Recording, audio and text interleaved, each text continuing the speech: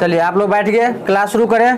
Class शुरू करने से पहले आप लोग ये समझ लीजिए हम क्या पढ़ाने जा रहे हैं। वैसे प्रकाश का परावर्तन, प्रकाश का परावर्तन का हम लोग आज रिवीजन क्लास कर रहे हैं बोर्ड परीक्षा के लिए। क्या है चैप्टर का नाम? प्रकाश का परावर्तन। सब्जेक्ट भौतिकी, भौतिकी। उसके बाद चैप्टर प्रकाश का परावर्तन, प्रकाश का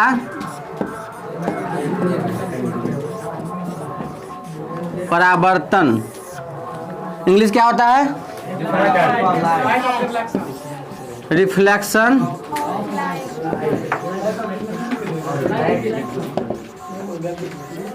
रिफ्लेक्शन ऑफ लाइट। सबसे पहले हम लोग इसमें क्या सब पढ़ते थे? प्रकाश, प्रकाश, प्रकाश क्या है? प्रकाश एक ऊर्जा है, जो भौतिक ऊर्जा है, जो कि हमें किसी वस्तु को देखने के लिए सबसे पहले प्रकाश जो होता है, प्रकाश से हम कैसे कोई वस्तु देखते हैं? सबसे पहले ये बताइए, प्रकाश से कैसे वस्तु देखते हैं? कोई भी पदार्थ है, कोई भी बोर्ड है, कुछ भी है, सबसे पहले लाइट पड़ता है वस्तु पर, उसके बाद रिफ्लेक्ट होता है हमारे आंखों तक, तो उसके बाद हम उस आंख के द्वारा वस्तु को देखते हैं। तो ये प्रकाश में जो लाइट है, दर्पण क्या है? दर्पण के बारे में पढ़ रहे हैं। इसमें लाइट क्या पर समतल दर्पण, दर्पण पे ही हम लाइट का ये परीक्षण करके क्लास के शुरुआत करते हैं, क्लास लेते हैं और पढ़ते हैं हम लोग, ठीक है। तो उसके बाद इसमें ये क्या है? गोलीय दर्पण। कौन सा दर्पण है? गोलीय दर्पण। गोलीय दर्पण कितने प्रकार के होते हैं? दो प्रकार के। वैसे दर्पण होता है दो प्रकार के, समतल दर्पण, गोलीय दर्पण। गोलीय दर्पण का दो पार्ट है। कौन कौन? अच्छा, हमको अभी दो ही पढ़ना है, इसलिए अब जो है सो है, दो पढ़ना है अभी। समतल दर्पण, समतल दर्पण और गोलीय दर्पण। गोलीय दर्पण का दो भाग, अवतल दर्पण और उत्तल दर्पण। तो अवतल दर्पण हम किसे कहते हैं, उत्तल दर्पण किसे कहते हैं, सबसे पहले मेन बात ये पढ़ेंगे, ठीक है। और समतल दर्पण, समतल दर्पण में क्या है? जिसका परावर्तक सतह समतल हो, प्लेन हो, उसे हम समतल दर्पण कहते हैं। गोलीय दर्पण क्या है? गोला का टुकड़ा है, गोला का भाग होता है, खोखला गोला का भाग होता है। क्या होता है? खोखले गोला का भाग होता है। जब उसमें अवतल दर्पण का डिफिनेशन कौन कौन बताएंगे? उस कल बताए थे। वैसे खोखले गोले का भाग जिसका परावर्तक सतह धंसा हो, उसे हम क्या कहते हैं? अवतल दर्पण। उत्तल दर्पण क्या होता है? जिसका वैसा खोखला गोला या वैसे खोखले गोले का भाग जिसका परावर्तक सतह उभरा हुआ हो या गोले के केंद्र के विपरीत ओर हो। अब कैसे? देखिए, ये देखिए हम लोग क्या पढ़े हैं? उत्तल दर्पण पढ़ रहे हैं ना। इसका परावर्तक सतह क्या होगा? उभरा हुआ होगा। इसका केंद्र क्या? ये गोला का टुकड़ा है, खंड है, इसका केंद्र होगा, केंद्र होगा ना। ये केंद्र क्या बोलते हैं? इसको सेंटर ऑफ कर्वेचर, यानी वक्रता केंद्र, वक्रता केंद्र। तो हम क्या डिफिनेशन बोले? वैसा खोखले गोले का खंड जिसका परावर्तक सतह उभरा हुआ हो। देखिए परावर्तक सतह ये है ना, परावर्तक सतह। तो उभरा कैसे? उसके बाद अगला डिफिनेशन क्या बोले हम? जो जिसका गोले के केंद्र के विपरीत ओर हो। देखिए गोला का केंद्र ये है, इसका विपरीत, इसका सीधा में ये हुआ, लेकिन है इसका उल्टा साइड में, परावर्तक सतह। ये भी डिफिनेशन हुआ। किसको दिक्कत? फिर कॉल आ गया।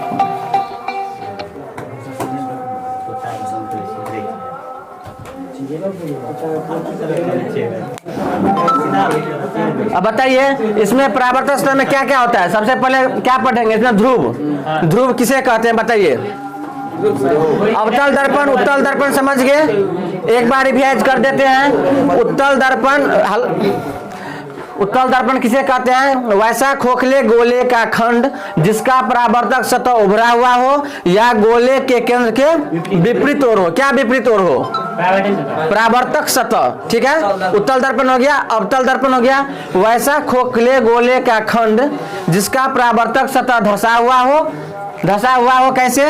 इधर से जो पेंट किया हुआ है, इसको इधर से पेंट नहीं करके हम इधर से पेंट करते हैं, ठीक है। और इसका परावर्तक सतह क्या हो गया? ये हो गया, ये धंसा हुआ है और या गोले के केंद्र की ओर हो, उसे हम क्या कहते हैं? अवतल दर्पण। इसमें किसी को कंफ्यूजन? No confusion. अब आते हैं जो ये गोलीय दर्पण या अवतल में होता क्या सब है, हम इसके बारे में सबसे पहले पॉइंट जो है उसको पहले समझ लेते हैं, उसके बाद इसका जो वेरिफिकेशन प्रूफ सब है उसको देख लेंगे। क्या नहीं, पहले बार उसके बाद किरण आरेख, उसके बाद हम पढ़ाएंगे दर्पण सूत्र। ठीक है, ये पहले देख लीजिए। ये क्या है? ध्रुव। ध्रुव क्या होता है बताइए? गोलीय दर्पण के मध्य बिंदु को ध्रुव कहते हैं। ये गोलीय दर्पण जैसा जितना बड़ा ये दर्पण है, ये दर्पण है, इसका जो हाफ होगा, इसका हाफ जो जितना बड़ा गोले खोखले गोले का जितना बड़ा खंड होगा, उस खोखले गोले का जो मध्य बिंदु होगा वो होगा ध्रुव। ध्रुव को किस चीज से सूचित करते हैं? किसे? पी से। क्या होता है? पोल।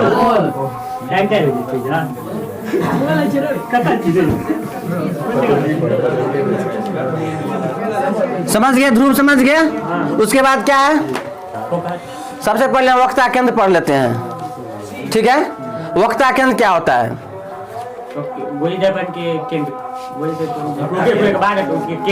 वैसा खोखले गोले का खंड जिस गोले का केंद्र होता है वही गोलीय दर्पण का या अवतल या उत्तल दर्पण का वक्ता केंद्र होता है। क्या होता है? जिस खोखले, सिंपल भाषा में, जिस खोखले गोले का खंड रहता है गोलीय दर्पण या अवतल हो या उत्तल, उस खोखले गोले का जो केंद्र होगा, सेंटर होगा, उसी सेंटर को हम क्या बोलेंगे? वक्रता केंद्र, सेंटर ऑफ कर्वेचर। तो ये मान लो ऐसे ऐसे करके है दर्पण, ये खोखले गोले, सो दर्पण का खोखला, जिस खोखले गोले का खंड दर्पण है उसका केंद्र मान लेते हैं, मान क्या लेंगे? सी है,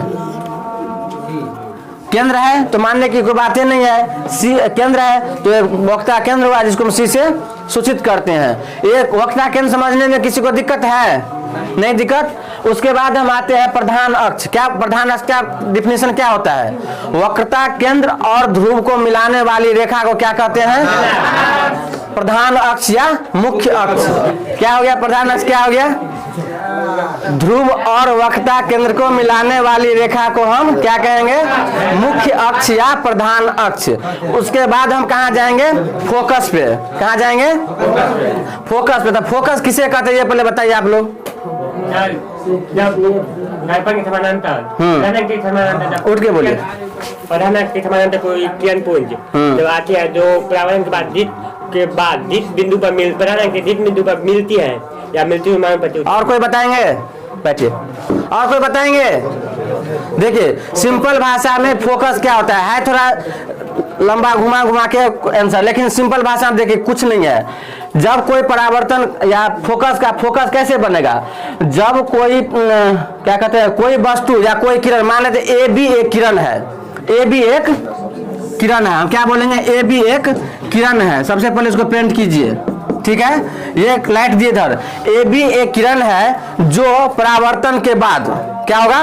जो परावर्तन के बाद प्रधान अक्ष को जिस बिंदु पर काटती है उस बिंदु को हम फोकस कहेंगे। फोकस अपने मन से कहीं नहीं बनेगा, ये फोकस का ऑटोमेटिक फंक्शन है। हम कैसे भी लाइट देंगे दर्पण पे, लाइट दिए उसके बाद वो अपना रूल का पालन करेंगे, परावर्तन होगा। परावर्तन के नियम पहले बताना था, ये छूट गया। बताइए परावर्तन का नियम क्या है? सबसे पहले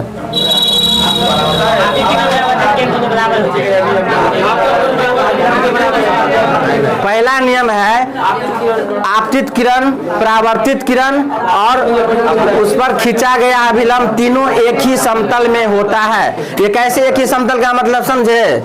एक तरफ से पेंट किया रहता है, एक ही तरफ से लाइट देते हैं, उसी तरफ से परावर्तन होता है, उसी में अभिलंब खींचते हैं, तो क्या होगा? एक ही तरफ से हो गया ना।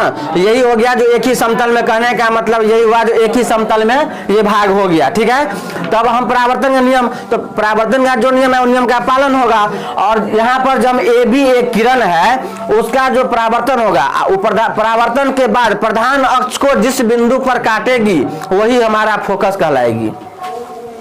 समझ गए? ये फोकस हुआ। क्या हुआ बताइए? तो आप फोकस का डिफिनेशन कुछ नहीं, बोलिए सीधा बोलिए। ए बी एक किरण प्रधान अक्ष के समानांतर खींचा गया जो परावर्तन के बाद प्रधान अक्ष को जिस बिंदु पर काटती है उस बिंदु को हम क्या कहेंगे? फोकस कहेंगे। ये नहीं बोले परावर्तन के बाद बस फोकस होगा। प्रधान अक्ष को जिस बिंदु पर काटती है उस बिंदु को फोकस है। फिगर पे आप ध्यान दीजिए और हमारे भाषा पे कान कंसंट्रेट कीजिए, आपको डेफिनेशन याद हो जाएगी। ए बी एक किरण जो परावर्तन के बाद प्रधान अक्ष को जिस बिंदु पर काटती है उसे हम क्या कहेंगे? फोकस। इसमें किसी को दिक्कत? देखिए यहां से हो गया फोकस, पहले फोकस लिख दिए, ऐसा नहीं लिखना है।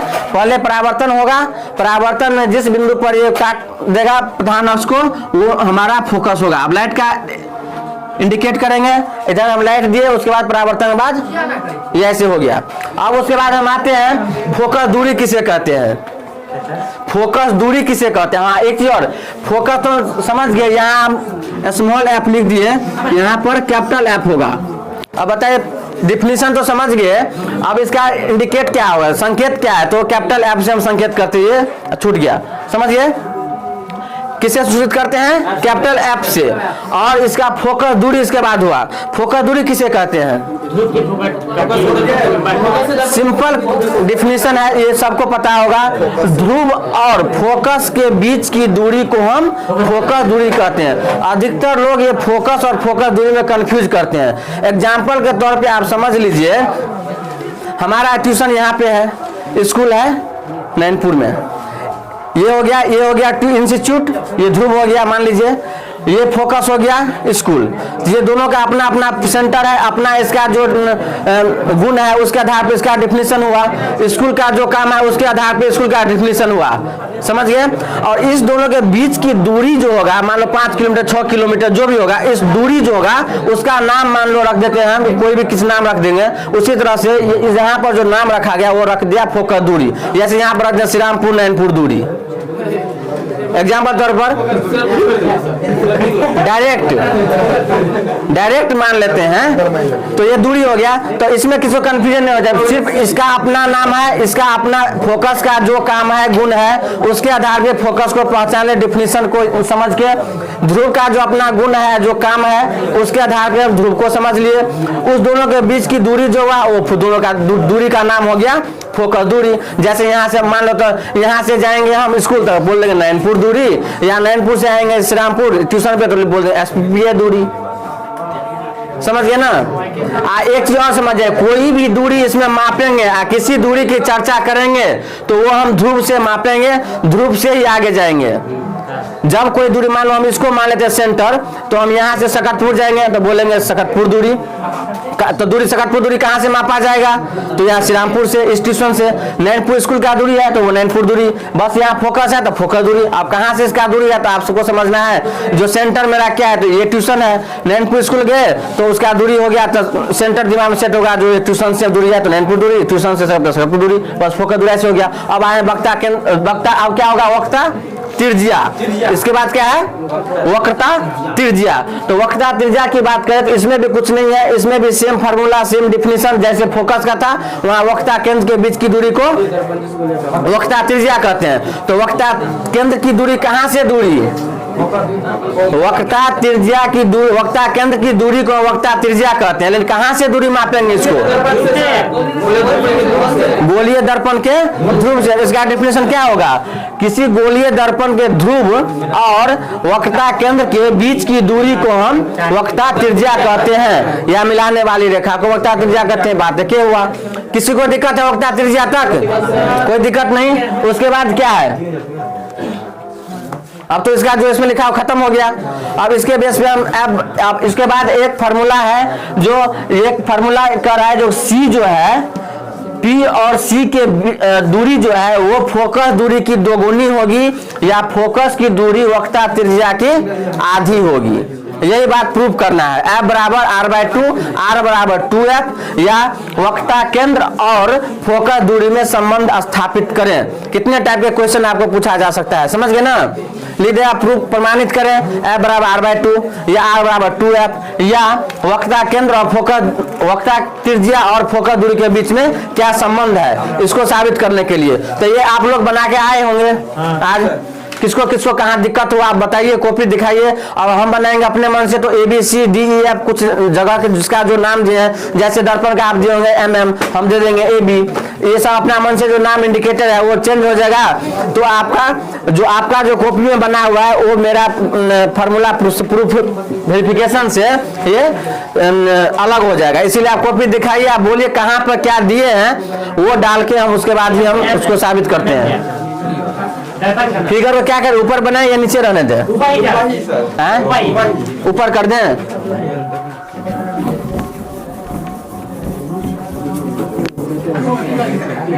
देखिए ये हम बना रहे हैं अवतल दर्पण। क्वेश्चन क्या है? साबित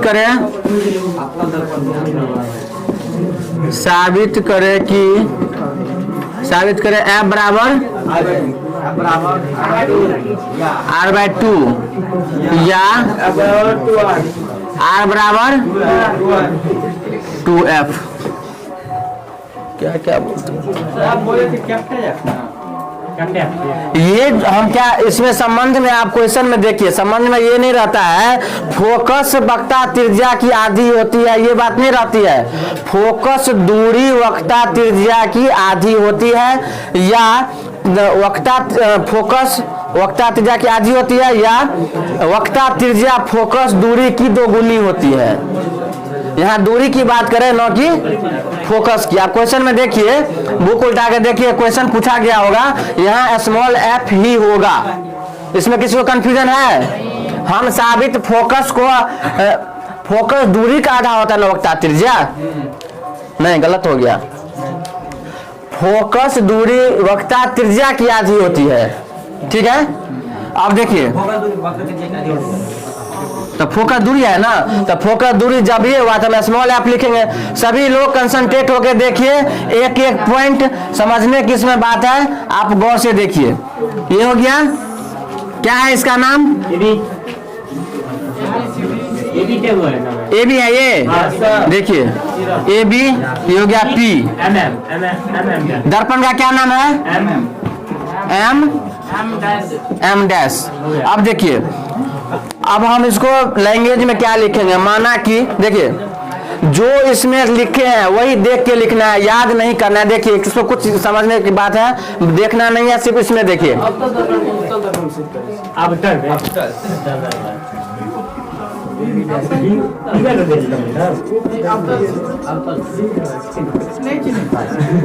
अवतल दर्पण में, ठीक है। अब किसी को कंफ्यूजन नहीं ना? कंफ्यूजन है। अब यहाँ पर हम लैंग्वेज में क्या लिखे, माना कि कुछ नहीं, जो सब इसमें देख रहे हैं वही सब लिखना है। माना कि M, अब आपके कॉपी में क्या लिखा है देख लीजिए, हम बोल रहे हैं वैसे। माना कि M डैश एक अवतल दर्पण है। उसके बाद क्या लिखा हुआ है आपको कॉपी में? AB प्रधान अक्ष के समानांतर खींची गई किरण है, ठीक है। जिसका हम ऐसे लिखेंगे, जिसका P ध्रुव, क्या लिखेंगे? जिसका P ध्रुव, आपके कॉपी में जो लिखा है वो भी सही है, लेकिन हम जो बोल रहे हैं आप ये भी लिख सकते हैं। समझ जाएंगे तो आप उसको चेंज करके अपने मन से भी लिख सकते हैं, या याद है तो वो भी लिख सकते हैं, कोई दिक्कत नहीं है।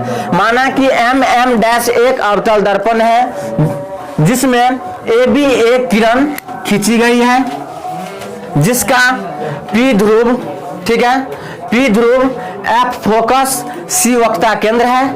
इसमें कोई दिक्कत? उसके बाद देखिए, हाँ ये सब लिखे, उसके बाद लिखेंगे AB जो पहले बोलते ये बाद में लिखना है। AB एक किरण खींची गई है जो परावर्तन के बाद, क्या है? परावर्तन के बाद F से होते हुए गुजरती है। इसको दिशा भी लिख सकते हैं, जो BS दिशा में मुड़ जाती है, या नहीं भी लिखिएगा तो भी चलेगा। आपके कॉपी में जो याद किए वही लिखे, हम लिखेंगे तो ये लिखे AB एक किरण है जो परावर्तन के बाद F से होते हुए BS दिशा में मुड़ जाती है। इतना में किसी को दिक्कत? अब हम क्या करेंगे, अब देखिए, मान ये अभी टेढ़ा है इसलिए आपको देखने में दिक्कत है। यदि मान लीजिए ये है मेरा परावर्तक सतह नीचे से, ठीक है, तो ये मेरा हो गया परावर्तक सतह इस साइड में, ठीक है। जैसे ये हम किरण ऐसे खींचे हैं तो मान लीजिए ये किरण ऐसे है, कोई दिक्कत? उसके बाद परावर्तन के बाद ये ऐसे हुआ, सिर्फ दोनों का बात फंक्शन सब सेम है, सिर्फ लिखने का तरीका और स्ट्रक्चर में थोड़ा अंतर है। ये ऐसे है और ये ऐसे है। सब जो रूल जैसा इसमें होगा सेम फंक्शन इसमें भी अप्लाई होगा। इसमें क्या करते हैं, जैसे इसमें एक किरण है, ए बी आपतित किरण है, यहाँ मान लेते हैं हम ए बी आपतित किरण मान लेते हैं, ठीक है। फिर बी एफ परावर्तित किरण है, ये परावर्तित किरण हुआ ना, इसको मानते हैं एफ परावर्तित किरण मान लेते हैं। यहाँ पर एक अभिलंब है, ये तो अभिलंब है तो अभिलंब है, इसको मान ले सी मान लेते हैं। यहाँ पर सी अभिलंब, यहाँ पर बी सी को मिलाते हैं और या बी सी एक अभिलंब है, बस हो गया। जैसे यहाँ अभिलंब है, परावर्तन का नियम क्या कहता है, परावर्तन नियम क्या कहता है, आपतन कोण परावर्तन कोण के बराबर होता है। अब आपतन कोण किसे कहते हैं, कैसे हम पहचानेंगे, ये आपतन कोण है, आपतन कोण है, ये परावर्तन कोण है, ये परावर्तन कोण है, क्या ए बी क्या है, आप जो आपतित जिधर से हम लाइट देते हैं उसके बीच, यानी आपतित किरण और अभिलंब के बीच के बना कोण को आपतन कोण, और अभिलंब और परावर्तित किरण के बीच बना कोण को परावर्तित कोण। इसमें किसी को दिक्कत नहीं है। ये कोण बराबर है, ये परावर्तन का नियम कहता है, ठीक है, इसमें हम नहीं कहते हैं। अब देखिए ये ए है, बी है, सी है, एफ है। तो अब हम जहां पर लिखे थे बी एस दिशा में मुड़ जाती है, उसके बाद लिखेंगे बी सी एक अभिलंब है, ठीक है, इसमें किसी को दिक्कत है। अब ये सी है, ये एफ है, ये पी है, ये हम जानते हैं। जो ये सी का आधा है ये पी है, इसी को साबित करना है जो कैसे सी और सी का आधा पी एफ है, और यानी सी आर हो गया, वक्ता त्रिज्या को आर बोलेंगे, आर कैसे एफ है, एफ का दुगुना कैसे आर है, इसको हम प्रूव करेंगे। अब यहाँ इसको मिटा दें, यहाँ लिखते हैं, ठीक है। भाषा आप लोग बोल दिए, आप लोग लिखने की जरूरत नहीं ना है, लिखा है ही वैसे है, सिर्फ आप जो उसमें पॉइंट लिखा है वो देखिए। सबसे पहले हम क्या लिखेंगे, आपतन कोण परावर्तन कोण के नियम से देखिए, चूंकि देखिए इसमें क्या लिखेंगे, इतना बात लिखने के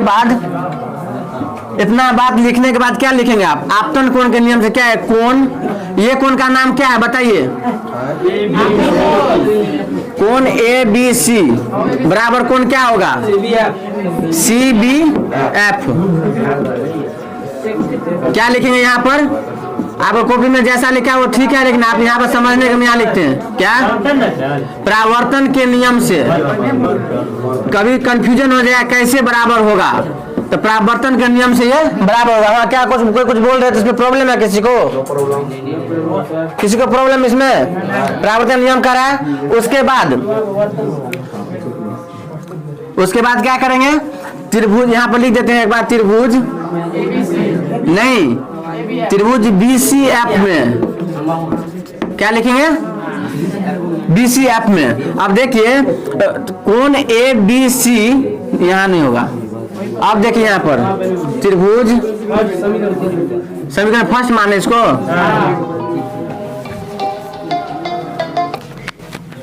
त्रिभुज क्या है बी सी एफ में। देखिए ये कोण बराबर हो गया, ये कोण बराबर हो गया। अब देखिए ये कोण, अब ये त्रिभुज नहीं लिखिए, देखिए ए बी समानांतर है, ए बी समानांतर पी सी, ठीक है, ये ए बी समानांतर हो गया पी सी का। जैसे ऐसे देखिए समानांतर रेखा पर यहाँ तिर्यक छेदी रेखा होता है, ठीक है, तो ये हो गया समांतर रेखा, ठीक है, इसमें तिर्यक छेदी रेखा हो गया बीस, ये सब लिखना नहीं, सिर्फ आप त्रिभुज समझिए। उसके बाद क्या लिखें, चूंकि ये त्रिभुज में परावर्तन कोण के नियम से हुआ, तो जब ये इसको मान लिया ऐसे बढ़ाते हैं, देखिए सभी लोग इसको बढ़ाए, ठीक है, बढ़ाए ना, तो मान लीजिए परावर्तन है, इसको लिखना नहीं है, ये संगत कोण के नियम से इसको हम बता रहे हैं। जैसे ये कोण हुआ, ये कोण है ना, ये कोण बराबर होगा कैसे, एकांतर कोण के युग्म से, एकांतर कोण पढ़े हैं ना, जैसे ये कोण है, जैसे ये तिर्यक छेदी रेखा है, ठीक है, तो ये कोण जो होगा, ये कोण इस कोण के, देखिए सेम फंक्शन यही है यहाँ पर। देखिए ये दोनों लाइन हो गया, ये लाइन हो गया नीचे ऊपर, ये ऐसे लाइन है, ये लाइन ऐसे हो गया, देखिए ऊपर का कोण ये हो गया, तो ये कोण हो रहा ना। उसके बाद ये कोण जैसे हुआ उसी तरफ से ये कोण होगा। तो बताइए इस कोण का नाम क्या है, कोण ए बी सी बराबर कोण बी सी एफ कैसे बराबर होगा? समीकरण सेकंड एका लिखना है, आप समझ एकांतर कोण के युग्म है। अब यहां से आप ये बताए, आप ऐसे लिख सकते हैं समीकरण फर्स्ट तथा सेकंड से। अब क्या फर्स्ट और सेकंड से क्या से?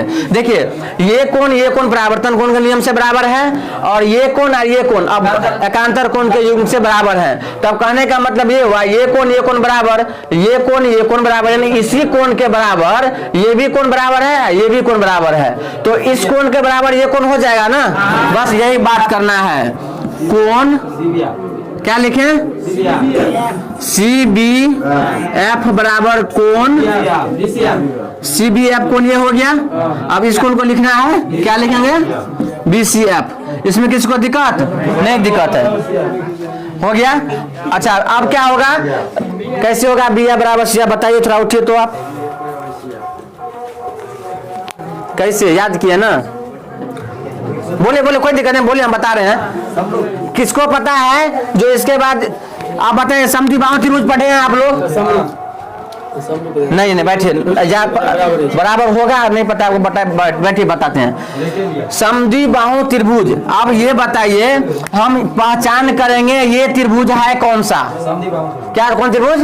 समद्वि बाहु त्रिभुज। कैसे पता चलेगा? समद्वि बाहु त्रिभुज क्या डिफिनेशन? जिस त्रिभुज में दो कोण या दो भुजा बराबर होगा वो क्या होगा? समद्वि बाहु त्रिभुज। देखिए इसमें दो कोण बराबर हो गया, देखिए कोण सी बी एफ ये कोण ठीक है, कोण बी सी एफ ये कोण बराबर है ना, तो ये क्या होगा? समद्वि बाहु त्रिभुज।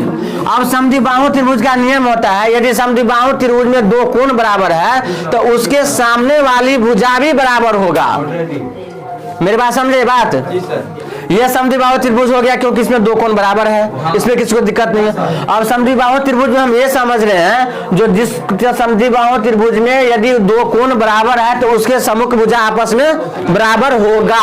अब कैसे? देखिए मेरा ये कोण कौन सा कोण है? सी बी एफ ये कोण है ना, ये कोण है ना सी बी एफ। इसके सामने वाले भुजा कौन सा है बताइए? सी एफ है ये। देखिए सामने भुजा वाली भुजा कहने का मतलब ये है कोई भी कोण बनता है तो दो भुजा से, जिस दो भुजा से वो कोण बना है उस भुजा को छोड़ के तीसरा भुजा जो होगा वही सामने वाली भुजा होगा। मेरी बात समझे आप लोग? तो अब देखिए ये कोण जो बना है, कौन दो भुजा से बना हुआ है? P और F और B और C दो भुजा से बना हुआ है, तो उसका तीसरा भुजा त्रिभुज का कौन सा होगा? CF। इसीलिए CF बराबर होगा किसके बराबर? जो ये कोण जो बराबर इस कोण के सामने वाले भुजा कौन है? BCF, यानी ये कोण हुआ। तो ये कोण जो हुआ तो ये दोनों भुजा से ये कोण बना हुआ है, तो तीसरा भुजा इसमें ये है, इसके बराबर होगा, PF के बराबर हो जाएगा। अब इसी में किसी को दिक्कत नहीं? दिक्कत है। इसको भी समीकरण माने, थर्ड मान लो। अब हम क्या करते हैं? अब देखिए ये भुजा बराबर ये भुजा होगा। आपको एक चीज परावर्तन के नियम में समझना होगा, समझे होंगे या किरण आरेख में देखे होंगे। यदि ये हम ऐसे ये है, ये F है, ये C है, ये परावर्तन है, ये लाइन हुआ ना। अब यहां पर हम एक चीज लिखने जा रहे हैं, यदि P बिंदु, P नहीं क्या B है ना, B बिंदु P के बहुत निकट हो, या कुछ लिखा हुआ है ना, बहुत निकट हो या बहुत निकट हो, बात एक हुआ निकट हो, तो क्या होगा? ये कंडीशन हम क्यों लिखे हैं? इससे क्या होगा? सभी लोग देखिए, यदि B बिंदु P के बहुत निकट होगा तो क्या होगा?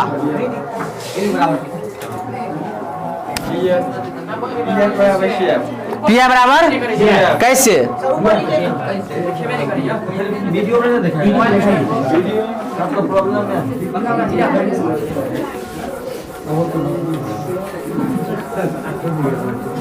कैसे होगा बताइए? यदि B बिंदु P के बहुत निकट हो तो क्या होगा? पिया बराबर कैसे? देखिए नियम ये है, हम पहले फोकस या डिफिनेशन क्या बताए?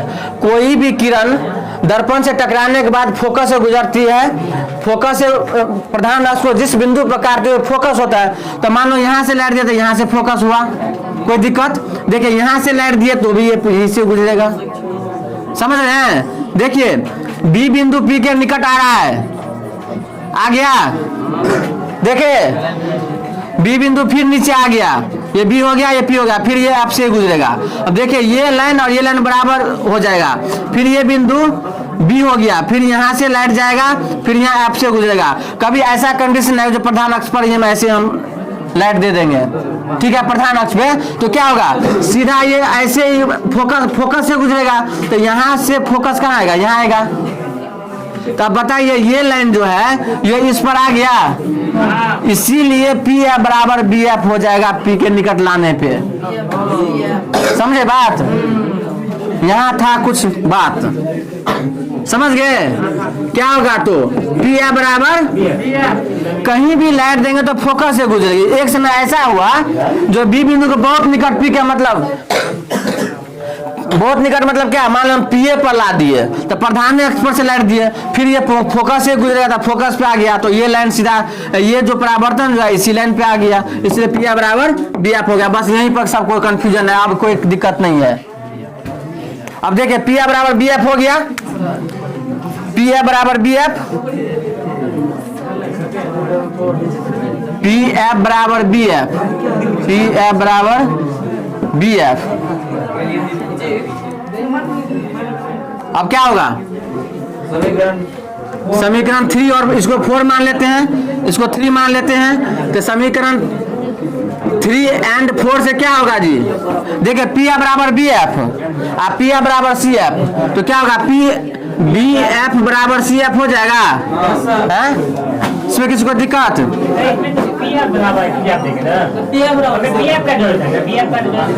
कहाँ पर पी एफ बराबर बी एफ, ये हो गया, ठीक है। यहाँ सी एफ बराबर पी एफ है, ठीक है, तो पी एफ बराबर होगा तो सी एफ पी एफ के बराबर होगा ना, मेरी बात नहीं समझे? पी एफ के बराबर हुआ ना। अब देखिए यहाँ पर पीसी क्या है, अब एक मान लेते हैं पीसी क्या है, ये नहीं, पीसी क्या है, वक्ता त्रिज्या है, वक्ता त्रिज्या को हम किससे लिखते हैं, आर से, तो अब आर बराबर क्या होगा, मान लो ये एक लंबाई है जिसका नाम है ए बी सी, देखिए तो ए सी बराबर क्या लिखेंगे, A B plus B C लिखेंगे। हमें अभी पता नहीं है जो किसका दोगुना क्या है, किसका आधा कौन है, हम सीधा लिखे पीसी की दूरी टोटल लिए है, पीसी को हम आर बोलते हैं, आर हुआ, इसका दूरी क्या होगा, पी एफ बराबर जोड़ सी एफ हो जाएगा। फिर हल्ला है लो, एक मिनट, आर बराबर क्या होगा, बी एफ, आर बराबर क्या लिखेंगे यहाँ, पी एफ जोड़ सी एफ लिखेंगे, पी एफ जोड़ सी एफ, किसको दिक्कत? देखिए पी एफ है प्लस सी एफ बराबर, सी एफ बराबर कहाँ पर, समीकरण, अच्छा ये लाइन सामने लिए थे ना, इसीलिए दिक्कत हो रहा है। क्या होगा, सी एफ बराबर बी एफ, अब ठीक है, तो ये तो पी एफ ये ठीक है, पी एफ जोड़ सी एफ, ठीक है, पी एफ का पी एफ हो गया, सी एफ बराबर क्या है, यहाँ ये, अच्छा हाँ हाँ पी एफ, ठीक है। अब सी एफ बराबर क्या हो गया, पी एफ, तो सी एफ का जब पी एफ लिख देंगे, एक जगह मिस्टेक होने से सारा फॉर्मा गलत हो जाता है। अब देखिए आर बराबर क्या हो गया, P F plus P F, 2 P F हो गया, हो तो गया साबित, या एफ बराबर 2 पी एफ, तो आर बराबर क्या होगा, 2 पी एफ क्या है, फोकस दूरी के बीच की दूरी, पी एफ क्या हो गया, एफ हो गया, अब एफ बराबर, यस दोनों आंसर है। अब बताइए किसको दिक्कत है, यहाँ कहाँ पर किसको दिक्कत हुआ है, बताइए कहाँ तक आप लोग समझ गए, कहाँ दिक्कत है? समझ गए। एक कंफ्यूजन यहाँ होता है P बिंदु P के बहुत बहुत निकट हो तो PF बराबर BF जो होता है, यहाँ पर किसको दिक्कत होता होगा पहले। ये कंफ्यूजन दूर हो गया सभी को। चलिए अगला कौन सा है, देखिए उत्तल दर्पण से।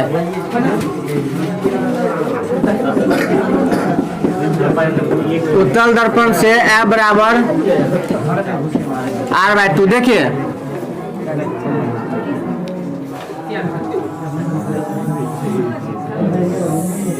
इसका भी नाम दर्पण का क्या है, MM डैश।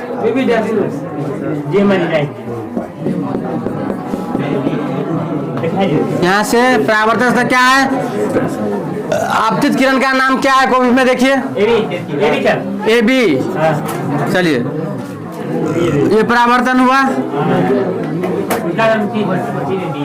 ये D है। चलिए जिसको पीछे बढ़ाएंगे प्रधानांश को यहाँ पर काटेगा, क्या होगा, ये F होगा, C है, ठीक है। अब ऐसे करके इसका वक्रता केंद्र जो है, वक्रता केंद्र से, चलिए कोई दिक्कत नहीं। देखिए फिगर देखिए, इसमें हम क्या लिखेंगे, माना कि MM डैश एक अब उत्तल दर्पण है जिसका P ध्रुव, F फोकस, C वक्रता केंद्र है, AB एक किरण है जो परावर्तन के बाद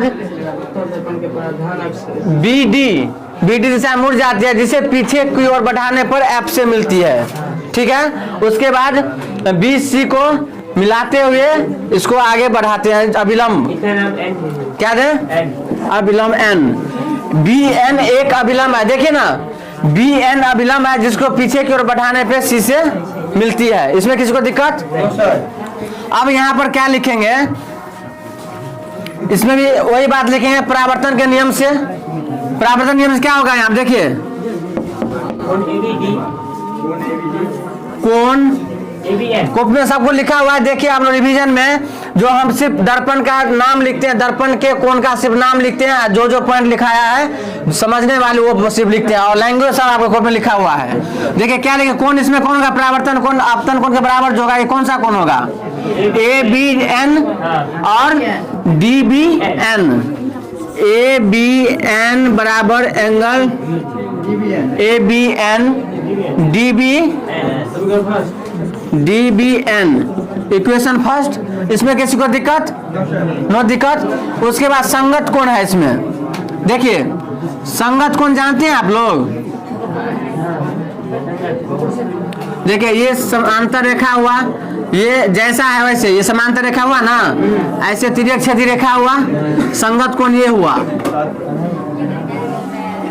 ये दोनों आपस में क्या होगा, बराबर। ये भी संगत कोण है, देखिए ये इसका संगत कोण, देखिए हेलो, ये कोण इस कोण का ये भी संगत कोण है, ये भी दोनों बराबर होगा, ये भी संगत कोण है, ये भी बराबर होगा। इसमें 3-4 पॉइंट ऐसा आप लोग ज्यामिति जो बोलते हैं बहुत भारी है, यही ये फिगर जो समझ जाएंगे, यहाँ पर कोण जो समझ जाएंगे उसको ज्यामिति आसान हो जाए। आप लोग ये चीज समझ रहे हैं। इसमें एकांतर कोण कौन सा होगा,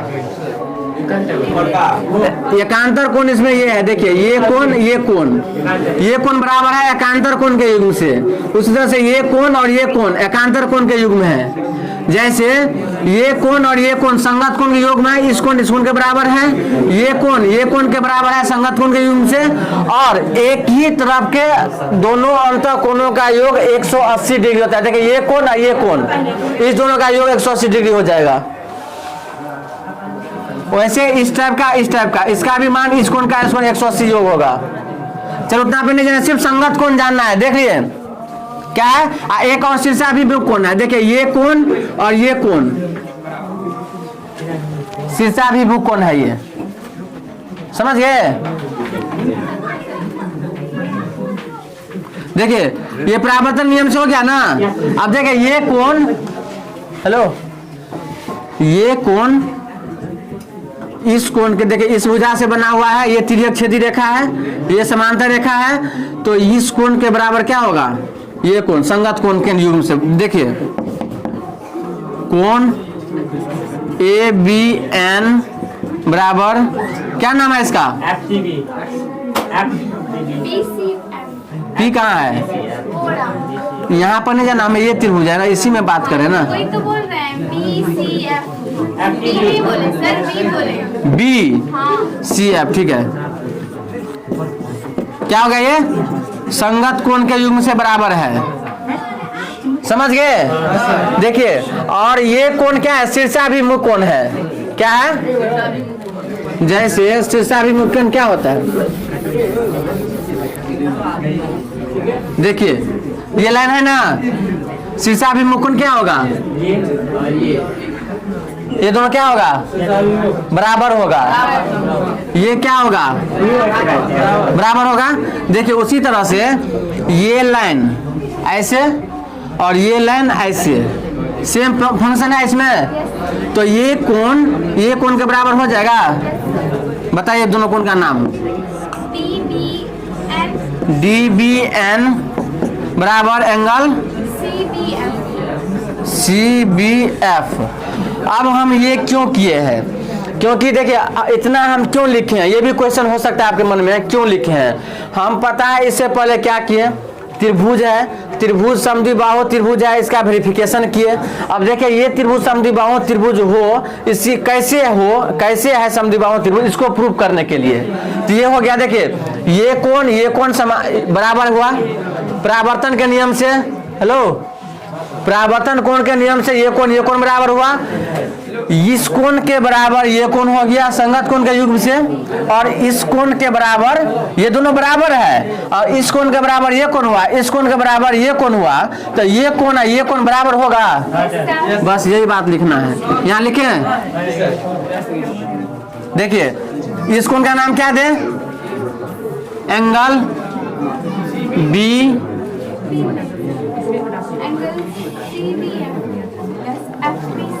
FBC सही है।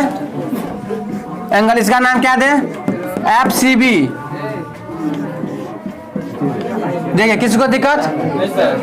अब देखिए ये दो कोण बराबर हो गया। अब इस त्रिभुज में ये समद्विबाहु त्रिभुज हो गया, इसमें किसी को दिक्कत? अब समद्विबाहु त्रिभुज का क्या नियम है? समद्विबाहु त्रिभुज जिस में दो कोण बराबर है तो उसका सामने की भुजा भी बराबर होगा। तो इस कोण के सामने की भुजा कौन सा है? FC बराबर इस कोण के सामने वाला भुजा BF। ये उस टाइम PF लिखा गया था ना।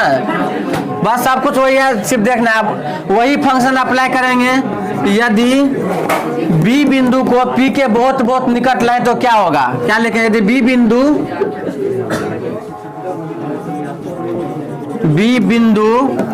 P के बहुत ही निकट हो तो क्या होगा? बताइए। यदि B बिंदु P के बहुत निकट होगा तो क्या होगा? तो PF बराबर BF हो जाएगा। PF बराबर BF, क्योंकि धीरे धीरे ये इस पर आ जाएगा। लिख देते हैं, बताने की जरूरत नहीं है। PF बराबर BF। अब देखिए ये समीकरण 3 मान लेते हैं इसको, समीकरण 4 मान लेते हैं इसको, ठीक है।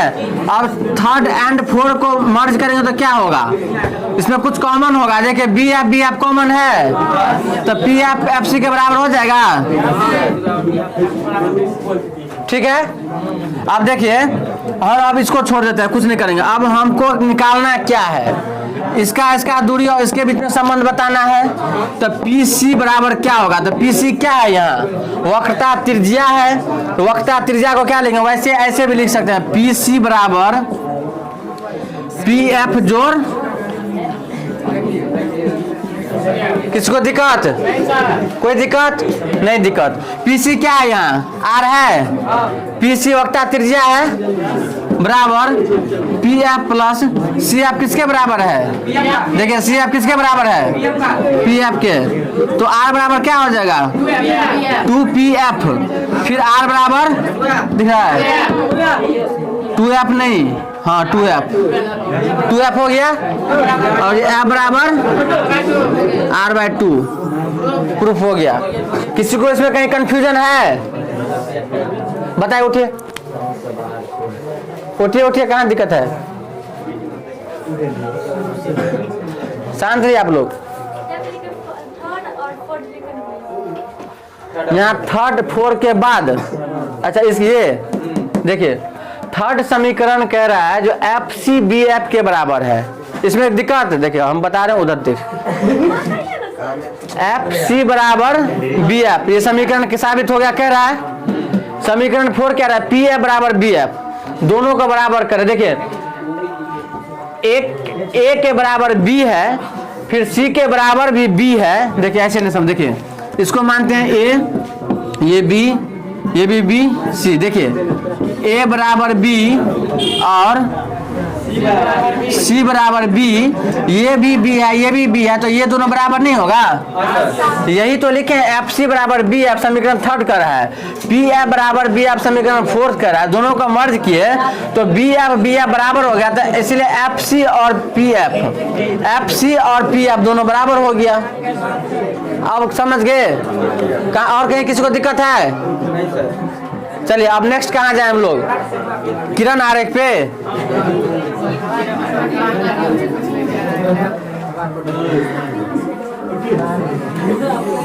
देखिए अवतल दर्पण EFC, इसमें क्या क्या कंडीशन हो सकता है आप ये पहले समझ लीजिए। क्या क्या कंडीशन होता है? सबसे पहले वस्तु को अनंत पे रखते हैं, अनंत ये हो गया अनंत लास्ट। फिर ये फर्स्ट पोजीशन हो गया। सेकंड हुआ अनंत और C के बीच में रखेंगे, ठीक है। थर्ड हो गया C पर रखेंगे वस्तु को, तो क्या होगा? 4 होगा C और F के बीच रखेंगे तो क्या होगा? 5 होगा F पे रखेंगे तो क्या होगा? 6 होगा PF के बीच में रखेंगे तो क्या होगा? बस इतना कंडीशन देखना है। सबसे पहले कहाँ से शुरू करें?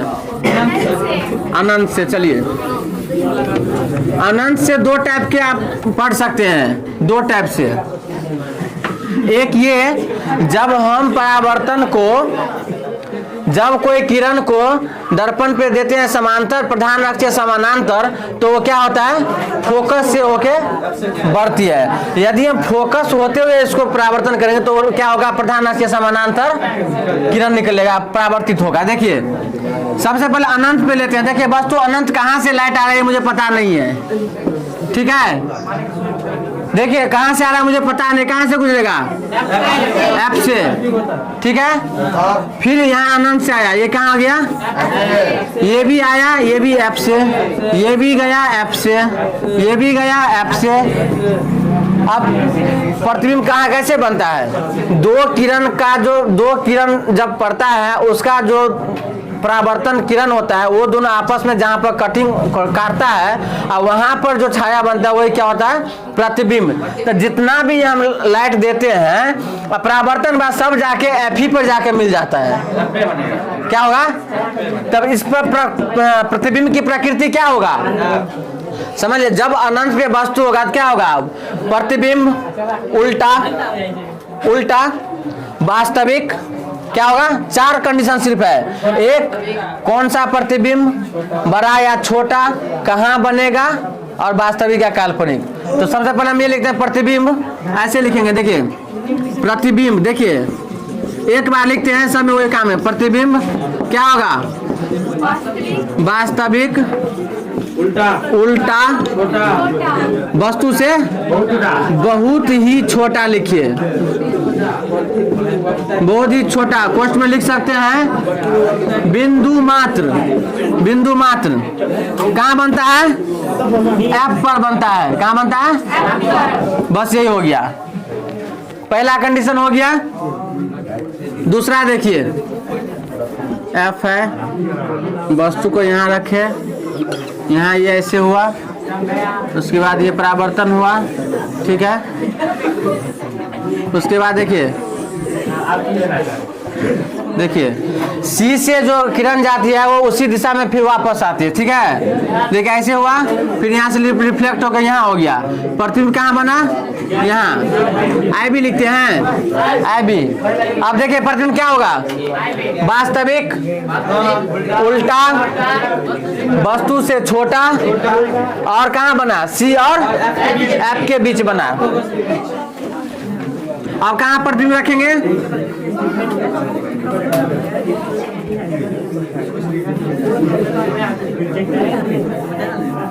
देखिए प्रतिबिंब को सी पे रखते हैं, कैसे होगा, ऐसे हुआ, ठीक है। अब बोलिए, बोलिए ना क्या हुआ। अब इसको ऐप से भी गुजार सकते हैं, ठीक है। उसके बाद ये रिफ्लेक्ट हुआ, कहाँ बना, आई बी। अब इसका प्रकृति क्या होगा, देखिए लाइन दीजिए, ये आपतित हुआ, ये परावर्तन हुआ, ये फिर गया, और फिर ये वापस।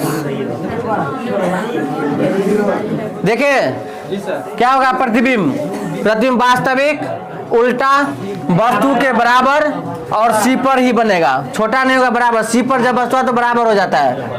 अब इसके बाद से बड़ा होता जाएगा। अब कहाँ रखेंगे वस्तु को, ये ऐसे रहने दीजिए, इसको मानते हैं सी। हो गया ना, सी और एफ के बीच, सी और एफ के बीच हो गया ना।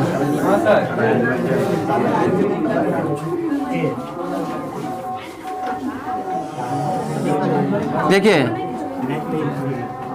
सी ऐसे भी लिखिए,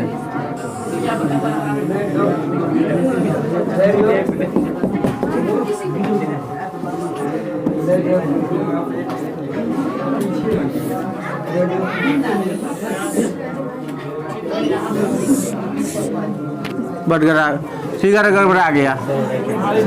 सीधा आप समझिए, इधर बनाते ना, टाइम भी हो गया। इसको भिंगा के लो ना, जल्दी मिटता नहीं है। कल इसका इंपॉर्टेंट क्वेश्चन जो होगा ना, ये ऑब्जेक्टिव जो है, इसको सबका पढ़ के आएगा। ऑब्जेक्टिव कल बताएंगे। हाँ, लेंस और दर्पण दोनों से ऑब्जेक्टिव। बहुत टाइम लग जाए। हाँ, ये वेरिफिकेशन में इस में टाइम लगेगा। कल वो पढ़ाएंगे जो एग्जाम के लिए सटीक होगा। ये तो पूछेगा, इससे ऑब्जेक्टिव, ये किरण आरेख यदि वो सही से समझ गए तो ऑब्जेक्टिव किसी भी तरह से घुमा के दे देगा एग्जाम में, तो आप सॉल्व कर सकते, इसमें कोई दिक्कत नहीं होगा।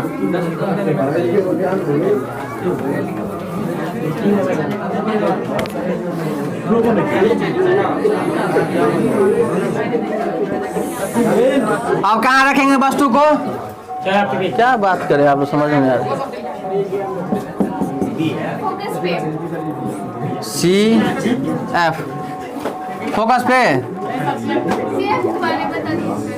देखिए सी एफ पे वस्तु रखे, परावर्तन बाद यहाँ गया,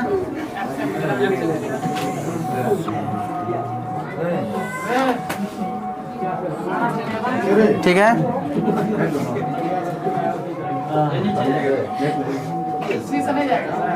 यहाँ से भी जा सकते, दो कंडीशन से बनता है। ये होगा तो ऐसे होगा, देखिए, ठीक है। ये ऐसे जाएगा, जब ये सी से, जब ये कोई किरण टकराएगा तो फिर उसी दिशा में ये लौटता है, फिर इसको पीछे बढ़ाएंगे,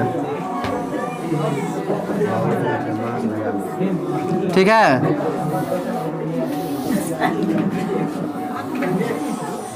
देखिए कहाँ कटा, आई बी। इसका प्रतिबिंब क्या होगा,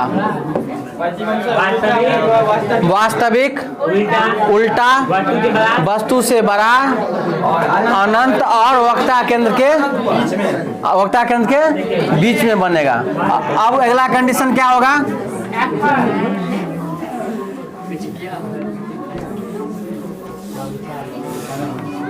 ऐप पर देखिए वस्तु को रखें, ऐप पे रखे, ये सी हो गया, ठीक है। देखिए ये ऐसे जाएगा और ये ऐसे होगा।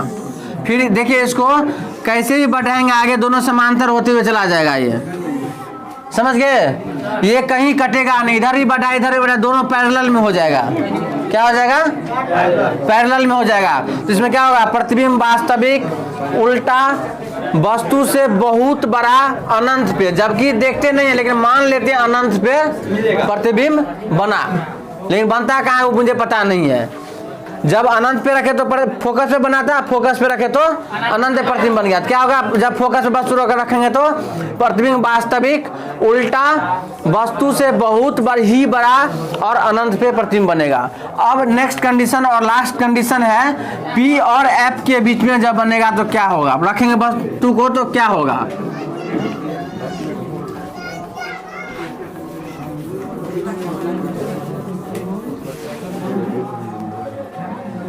देखिए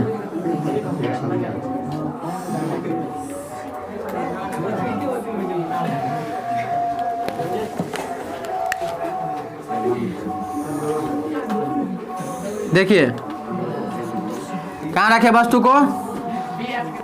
ये भी फोकस जो होकर गुजरेगी किरण।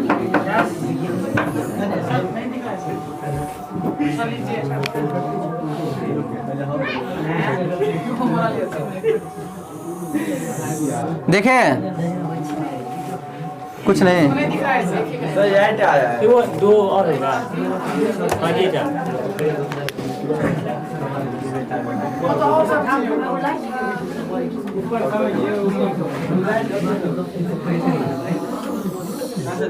ठीक है। देखिए ये ऐसे हो गया, ये परावर्तनवाद ये यहाँ आ गया, ये सी है, फिर ये यहाँ से ऐसे गुजरा, ठीक है, यहाँ गया, फिर यहाँ से वापस आया और ये क्या, ये नहीं मिलेगा। ठीक है, ये जितना आगे बढ़ाएंगे दोनों का दूरी बढ़ता गया तो ये आगे नहीं मिलेगा। तो इसको जब ये पैरेलल नहीं हुआ तो इधर नहीं बढ़ेगा तो आगे बढ़ेगा, इसको पीछे की ओर बढ़ाते हैं। देखिए ऐसे डॉट डॉट से बढ़ाएं तो काल्पनिक हो गया ये। देखिए क्या हो गया, ये एक ही एक कंडीशन है जिसमें प्रतिबिंब काल्पनिक बनता है। जब काल्पनिक ये क्या हो गया, सीधा हो गया। प्रतिबिंब सीधा उल्टा का मतलब समझते हैं? जैसे वस्तु ऐसे यहाँ रखे तो प्रतिबिंब ऐसे बन गया, ये हो गया उल्टा। समझे? यदि कोई ऐसे खड़ा होंगे, यदि दर्पण से दूर में खड़ा होंगे, यानी F और P के बीच से दूर में खड़ा होंगे तो उसका प्रतिबिंब जस्ट उसके जस्ट नहीं आगे पीछे जाके सिर्फ C पर खड़ा होंगे तो सीधा C पर उसका उल्टा फिगर बनेगा। गर्दन नीचे और पैर के जैसे ऐसे बना रहेगा प्रतिबिंब नीचे में। हाँ वैसे ही, समझ गए ना। और एक ही कंडीशन ऐसा यहाँ है जो कि ये सीधा प्रतिबिंब बनता है, जिसमें क्या लिखेंगे, प्रतिबिंब काल्पनिक या आभासी। ठीक है, सीधा, पहले सीधा, उसके बाद वस्तु से बड़ा प्रतिबिंब के पीछे बनता है। सॉरी, हाँ दर्पण के पीछे। किसी को दिक्कत है इसमें? हाँ हो गया।